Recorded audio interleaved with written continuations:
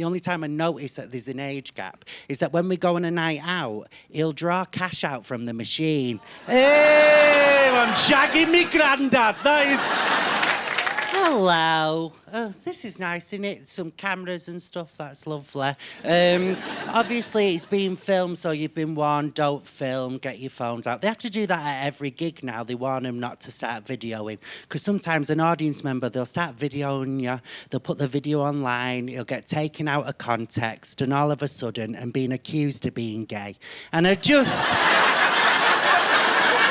don't need that in my life, do you know what I mean? So, yeah, this is a very gay-sounding voice. I quite like it, though, because it's non-threatening. Like, I was on a late-night train, and there was only me and one woman on the carriage. She was sat facing me, but quite a few rows back. And I could see she was very tense, you know, a woman travelling on her own at night, so she had a guard up. But then my phone rang, and she heard me really gay voice, and straight away her body language changed. And she just became really relaxed and really chilled out. So I mugged her. And I loved it.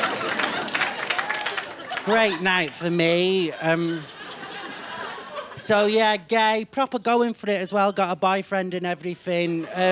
Yeah, he's a bit older than me. I'm 30, he's 37. Not a big age gap, not a big age gap at all.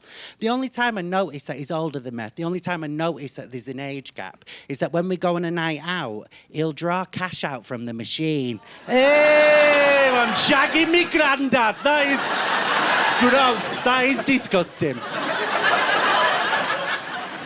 So, yeah, obviously, I'm not, like, super famous or anything, but I've done a little bit of telly, little tiny bit of telly, and occasionally I'll get noticed. And I was at this train station, and I saw a group of lads, like, looking at me and pointing. I was like, bloody hell.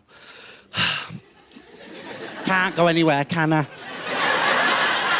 Been noticed again. And then I realised I was stood next to Gary Lineker, and... they were being really mean to him as well. They were shouting at him. They was like, hey, your comedy I didn't even know he did stand up. Mental. I only know Gary because of the crisp adverts. I never really followed football or anything. But like I said, I'm from Manchester. A lot of my family are big United fans, right? And my brother's been trying to get me to go to a United game basically all my life. But I've just been a bit busy, do you know what I mean? And earlier this year, Man United were playing at Wembley Stadium at the semi-final of some award they were trying to win. I don't know, I wasn't listening. But at Wembley that day, the atmosphere was electric. It went to penalties. I've not been that tense since the Happy Valley final, really, I haven't.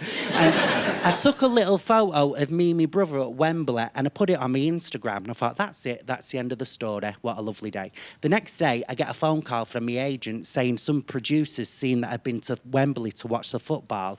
Do I want to come on Match of the Day X?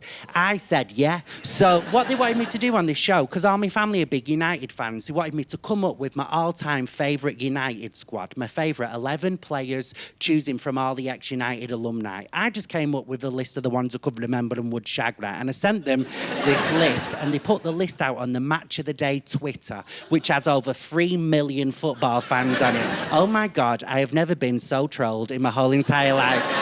8 years of stand-up, first ever death threat. Kinda loved it, felt like Cher. But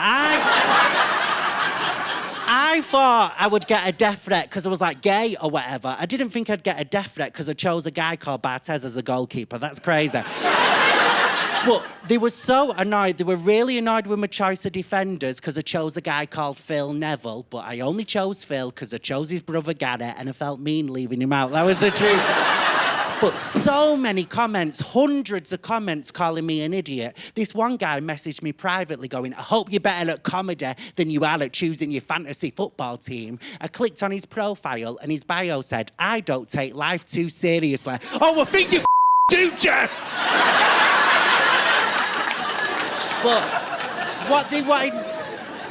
What they wanted me to do at the end of this show, right, they had a big, massive football net, right, with 6 targets in it, and they wanted me to try and get all 6 targets with the ball in 60 seconds. There were a leaderboard of people who'd done it before me. Most people only got 3 or 4, so I set myself a target of 2. I was like, if I get 2, I've smashed it. I've not embarrassed myself. I ended up getting all 6 in 49 seconds. Yes, I was above professional footballers on the board. But when they realised I got all 6 in 49 seconds, they had to refilm my celebration because I lost my mind. I don't know what came over me, but I just jumped in the air and went, "Who wants to get fingered?" And the director was like, "No, Josh, no one's getting fingered." It's like, not even me as a prize, I did so well. Before I go, I'll give you a little note on fingering. The first time I fingered someone, it was a female. Yes, this book has had many chapters. And I was a bit of a late bloomer, right? So I had no pubes, not a pube to my name. And she came at me with a full bush, and I'd never seen pubic hair in real life before. And I was mesmerised by it, and I just started twisting it. And that's when I realised I was gay. I didn't touch her vagina once, I just gave her fanny a new hairdo. It was really awkward. I feel like that won't make the edit. Anyway, it won't. Yous have been lovely. They're some cracking light bulbs. And thank you so much. I'll see you later. Bye-bye.